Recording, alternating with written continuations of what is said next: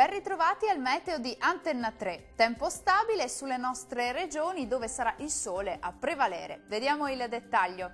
Sul Veneto splendida giornata soleggiata ovunque, non sono attese precipitazioni degne di nota, cielo poco nuvoloso su tutti i settori.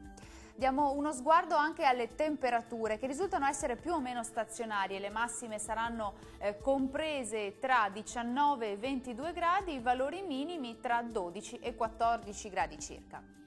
Andiamo ora a vedere che tempo farà sul Friuli Venezia Giulia. Anche qui avremo una bella giornata di sole su tutta la regione, il cielo si presenterà sereno o al massimo poco nuvoloso su tutti i settori. Diamo uno sguardo alle temperature, le minime saranno comprese tra i 12 e i 13 gradi, massime sui 19 e 21 gradi circa.